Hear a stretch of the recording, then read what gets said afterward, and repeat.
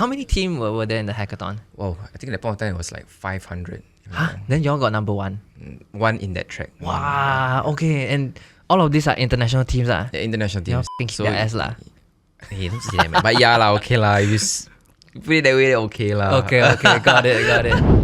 Cryptocurrency exchange. Non-fungible. We only take Bitcoin and other cryptocurrency. Hey guys, welcome to another episode of the Chain Debrief podcast. Today we have a very special guest joining us because Dan Lim is stuck in Malaysia. So joining us today on our set is Fathur. Hey. Hello, hi guys. Hello, Yeah. sir. You want to introduce yourself to our audience? Yeah, sure. I'm Fathur. I'm currently in SMU IS Year 2, Sem 1. Yeah, Wow, but I'm taking okay. a LOA right now so I can focus on SolanaFM. Okay. Yeah. So what's your story? So you're in school right now. How do you get started? What's your crypto background? How do you get started on your crypto journey? Right, so actually it was in 2019. The first ever coin I ever bought was Ethereum. Okay. Yeah, it was a pretty good buy. But decided to venture into the Solana space when I met my other two co-founders, Nicholas and Bing. Mm-hmm. So, and I learned the most about crypto when I started SolanaFM with the both of them, because Nicholas has been in the crypto space since 2014. So he has a lot of technical background, a lot of the crypto background. So developing it and also learning the infrastructure of Solana, how everything works. That's when you really start learning much more about crypto. Okay. Yeah. So maybe for the benefit of our audience, right? Maybe you just give a quick pitch on what SolanaFM is. SolanaFM. So SolanaFM is basically Solana's back engine, something like a Google back engine, in a sense where we really store and keep the data as well as extract the data out in a very quick and efficient method for people that really want it. For Solana right now, we are storing about 1 plus petabytes of our data. So storing data is expensive, that's one, right? And most people don't want to do this because of how expensive data is to store, and it constantly accumulates. So your cost constantly accumulates over month. Yeah. Secondly is extraction of the data out. Because of how big the data is, right? It's very hard to, for example, if I want to check what happened in block 0, the first block, or for example the block 1 million. 1, 2, 3, 4, 5, 6, 7, 8. Yeah. Right? It's very hard because of how slow it is. But we made it quite efficient, and I think our query speed is around 4 seconds, 3-4 seconds, you can get data out already. Got it. Yeah. Okay, so your product is mostly catered towards institution right now. Yes. What can they use it for? Right. So for the institutions we've been talking to, most of them, they really need because they can't find Solana data anywhere, right? They have to come to SolanaFM. They require same protocol as how they would do for other chains. So for example, they want to list a token. Mm-hmm. But listing a token, they require, how many active users are there now? Is it worth to go and list a token here? Right. Or the retention rate of a protocol?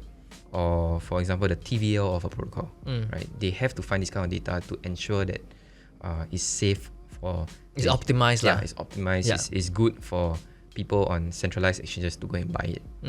Then that's when they need the data to back it up. Yeah, and couple you guys. Yep. Okay.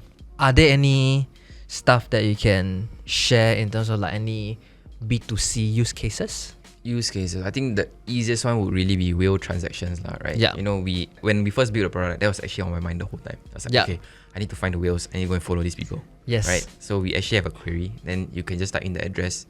For the last few days, right, you can track what this account does. You can do that right now, Right now. Let's talk about Solana first. Yeah. Right, so I always tell people in the community, right, that I'm actually soulless. I don't hold any Solana. Bro. So tell me, why am I missing out in the ecosystem? Why do you choose to build on the Solana blockchain? Right. We first started a hackathon because firstly there was no proper data provider for Solana back then, and there was 3 different routes. Firstly, it was a DeFi route, then NFT route, and also the data or infrastructure route. So between the DeFi and NFT route, yes, it was a hype back then, but we realized that the data, the backbone, the infrastructure of Solana was the most important. So which is why we went through that route. And also, 2 of my co-founders, they had worked with data, very big data as well. So they were quite into the space as well. So the synergy was there. It was good. That's why we started with the data in Solana. But between Solana and also other chains, we decided to go there because we saw the big potential in Solana back in 2021, just before the big bull run. I think it was around $10. Yeah. Then the reason we saw that is because how Solana is being built, and also the kind of community it has is fully dev focused, and how is for example the transaction speeds, right, and also the low transaction fees as well. So it all adds up together to a very strong infrastructure. It builds it up, then it can attract a lot of people as well. Yeah. Got it. And you guys were just focusing on Solana only, where you are not even looking at other chains? Nope. Just purely Solana. We are though? the souls. That's why. Okay. Okay. So I mean, some disclaimers. You guys do hold like some Solanas lah. I mean, obviously, right? We have to. You have to. Okay, got it.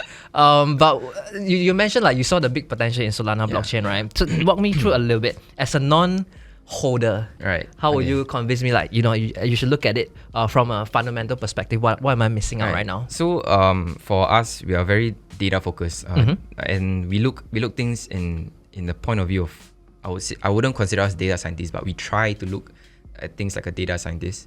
So the reason why we really wanted Solana because the rate of innovation back then was insane. Like back then.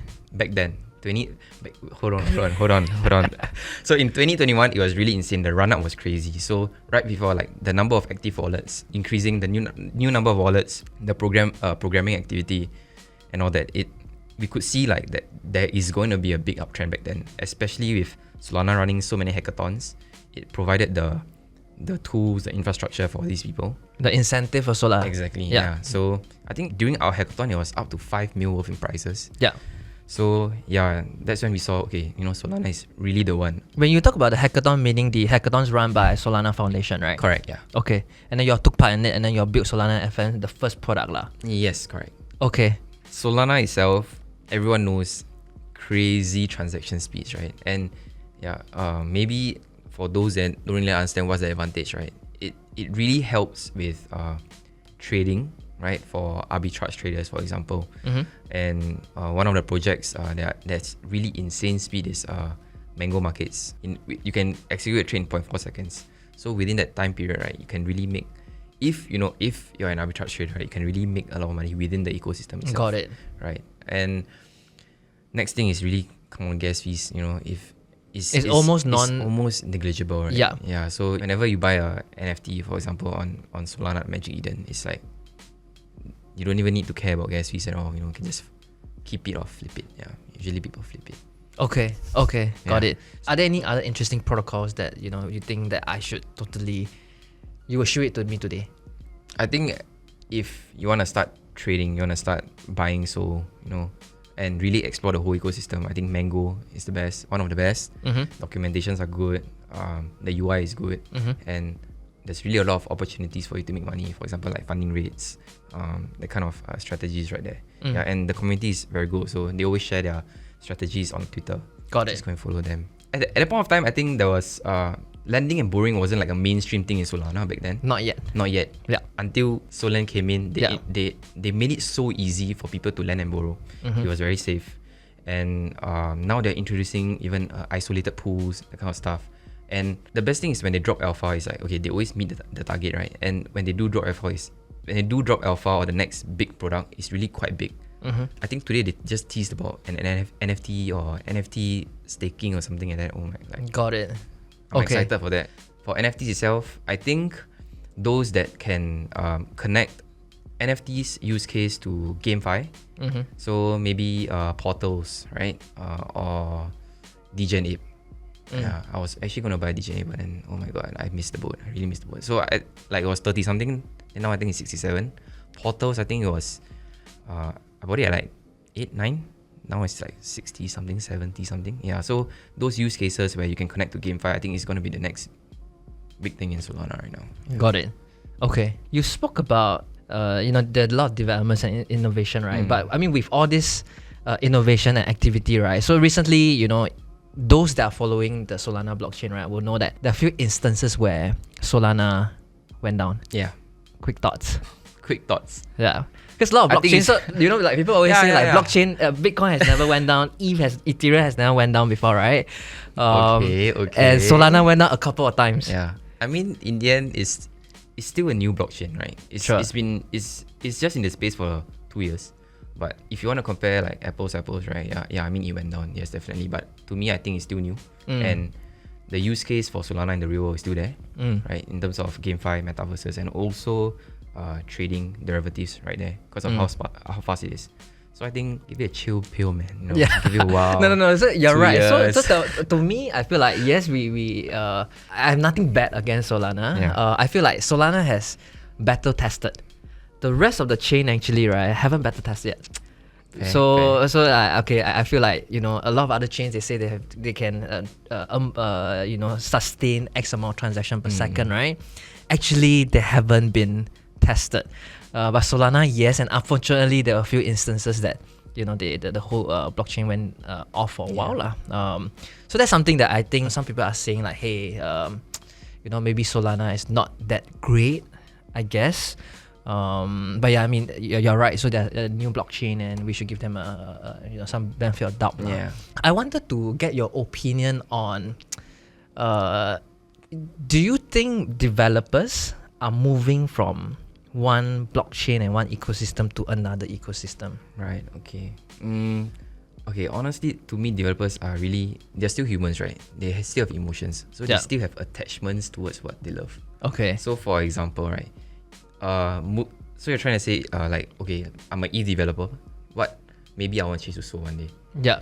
It's honestly quite hard for you to change. Firstly, is the language, the structure, everything else. But you know, if the developer finds an opportunity there and the ease of development is easier, the community is easier, then maybe they will change. Does that answer your question? Like, maybe an extension of that question is: would you guys be building on or looking at other chains or not?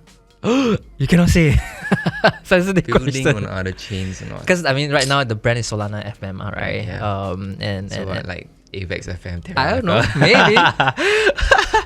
Okay. I mean, has that thought came across your mind, or is there just too much data, so many things to build on a Solana ecosystem that you guys are just focusing on SolanaFM? For this, right, like I think it goes back to why we first started on Solana is because you know, firstly, there's no one doing this, right?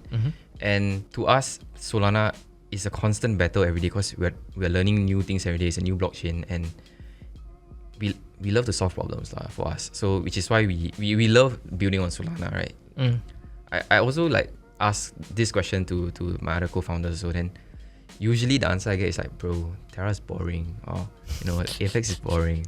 But Solana is that interesting where every day it's like, wow, new problem again. Why? Then, you know, code the whole night. Sure. That kind of thing, you know. It's a thrill, I would say. Give me examples. So I'm still not so Right, okay. Okay, convince me to look at Solana today. Wow. Okay. This one is hard to answer. Maybe let me convince you why you shouldn't look at Solana, right? Okay. So right now my biggest my conviction or like my bags are mostly in Phantom, for example. Phantom because like the liquidity is very high. So the MCAP versus liquidity is very, very low, meaning that it's undervalued right now, and there's a lot of like you know, innovative and innovation are also happening on other chains. Yeah, definitely. Yep. Right? And I feel like, I mean, I don't know, like for me, Solana has been darling last year. Because you invested in $10, right? I never, right? Maybe I'm coping or what, right? But you know, people invest from $10 all the way to what, 200 plus, and then came down to I don't know what, 100 plus right now. But a lot of like, so I feel like a lot of developers and projects and liquidity are just moving from one chain one chain to another, right? So in terms of innovation, I would also argue that a lot of innovation happening on other chains also. So I'm just trying to see what am I missing out from Solana. Okay, so the first stage is definitely innovation and building like these protocols, for example, for the chain itself, right? Second is to actually bring people into the chain itself, right? So I mean, it goes both ways. Even if, okay, let's say developers go out and back and forth, right? Even if they build it, no users, what's the point, correct? Yeah. So the second stage is actually bringing people in. So Solana is at that stage right now, and they haven't built everything fully yet. It's really about adoption of not developers anymore, but mass users lah. Yes, mass users in general. Got it. Which is why they've implemented, Phantom Wallet. Yeah, on mobile, right? Mobile. Yeah. Solana Pay.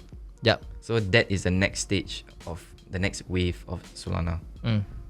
I think that's what I'm trying to get to you. Okay, got it. Okay, let's talk a little bit about SolanaFM.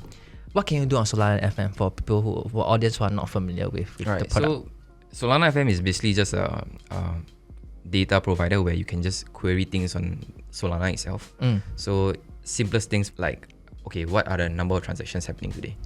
To the deepest things as, okay, in these transactions, right, which validator was involved, which other parties were involved, how much so was being transferred, and how much was the fees. So it's really to the curated, the easiest data form, I would say, to the deepest data that you actually require. So we index all the way there. Yeah. What's the actual use case? So like, Actual for use example, let's case. say Nansen, I can use it to, for example, track wallets Right. and see what whales are buying, which Yeah. NFT collection. So that's a very clear use case for them, right? Definitely. So what's a example or use case for you guys? So I think whatever data you see in other on-chain data matrix, right? You can definitely go onto SolanaFM as well. Okay. It's just that, it's other big boys and other brands are trying to build it as well. It's just very, very hard to go and build it. Got it. So first mover advantage, yes, definitely. Got Right? it. So use cases, yeah, like you said, whale transactions, we have a query where, you want to see the account transactions of this particular wallet, definitely can. Got it. Or for example, you want to correlate the number of, like the program activity just now we're talking about, right? Like program development towards Yeah. the price. Go ahead, go and do Got it. Right. Okay. That's just the B2C side. B2B is a bit more different because these people require fast, like for example, Serum's order book, right? We just finished it. We're gonna release it soon also. Got it. Then Serum average sell order of a particular market. Yeah. Kind of thing. Yeah. Yeah, which cannot say. No, He's stressed, Nicholas he's is like, stressed. wow. He's stressed. Okay. Okay. So you guys, I mean, on the website, you guys say you guys are partner with Etherscan and Solana Foundation. Tell us more about how did that come about? Right. So I think Nicholas knows Hako and also Etherscan since way back then. Yeah. Then they actually approached us to whether they can actually invest in the company. That was why Etherscan and Hako were involved, and it was a quite good strategic investment in a way where Etherscan was there. They were the first ones as well. Yeah. So they know how to move along the market, right? They meet the market's demands, how to move from different markets, how to survive in the winter, and that kind of stuff. Yeah. Hako as well. But Solana Foundation themselves, they're the one that gave us the grant, so they supported us since like day one. Yeah. Yeah. So Okay. that's how they all came about. Got it. Tell me more about the hackathon that y'all did that get you guys started on SolanaFM. The hackathon that we did was in 2020. So Yeah. it was they call it the Solana Summer. Okay. Right. We won the network prize. Wow. Okay. Yeah. How much is that? I think it's 30 grand. Okay. Around 30 grand. Then, but moving forward, they actually gave even more grants. Okay. Yeah. But the hackathon was a very good experience. Even though it was online, right? We actually managed to get into calls with other protocols, get into calls with Solana themselves. But I think the best part of the hackathon was, as much as I hate to say it, like the late night hours of like trying different stuff, trying different databases, writing on Rust, and just building it out and seeing it happening over a period of like 3 to 5 weeks. Okay. It was really an intense period for us, but it was all worth it. Okay. So during that period, that 1 month period, y'all just assembled the team, identified the problem, built the product, and kick everyone's ass. Yes, only 5 of us back then. It was- Okay. How many team were there in the hackathon? Wow, I think at that point of time it was like 500. Huh? Then y'all got number one. One in that track. So different tracks have one. Wow. Okay. And all of these are international teams, ah. The international teams. So their ass lah. Hey, don't say that, man. But yeah lah, okay lah. If you put it that way, okay lah. Okay. Got it. Okay. Are there any hackathons coming up for Solana or not? Yes, there's this thing called Riptide. It's coming up soon. Actually, it's happening soon. And there's a hacker house coming in Singapore actually, 15th February all the way to 20th. Zeta Markets is holding it, and we're gonna work together with them to go and help out with the hacker house. Got it. Yeah. Okay, so is there anything that you guys can share in terms of future plans? What are you guys currently working on right now? So Solana, right, is focusing on speed. We also want to focus on speed. So we're gonna, now it's 4 seconds. We're gonna make it snappy, like 0.4 seconds. Boom, you get all your data already. That's one. Secondly is to really build tools for, like you said, the B2C people. Yeah. Right. So for example, NFT tracking or token tracking, whales tracking, kind of thing. So I would say tools that enable people to actually Make smarter decisions. Yeah. on Solana and also understand Solana deeper as well. Got it. So yeah. Okay. And you guys have no plans to build on other chains right now? For now, not really because You have to change your name already, right? Yeah. Blockchain FM. Terra FM, Avex FM. I'm gonna buy the domains really in case someone else buys. Got it. But no lah. For now, Solana first. Okay. So maybe last kepo question, right? Sure. In terms of your two questions, sorry. The first one is what's in your personal portfolio right now? Oh my god. The second one is if I could buy. Again, this is not financial advice, right? This we don't know what we're talking. It's just for kepo question only, right? Again, not financial advice. If you would recommend me in the Solana ecosystem, which project should I look at right now? Okay. I'll answer the second question first, lah. Right. Go for it. For me personally, right, I always believe in first mover advantage. So, for you to actually look into products and protocols that you think that are gonna moon, right? Usually, hackathon. So now hackathon's coming, right? And they always have a submission list and everything else. Go and scour through, go and read through, go and meet the founders. They're very open, right? And compare it to the current DeFi protocols, or for example the tools that are on Solana right now. And if you see a future there, then ask them, do you need a pre-seed, you need a seed round, I'm here for you, that kind of thing. Okay. So that's one. Personal portfolio.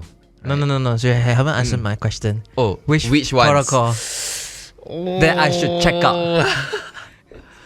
Currently new ones or very good ones? Anything, dude. It could be. Can I tell you NFTs?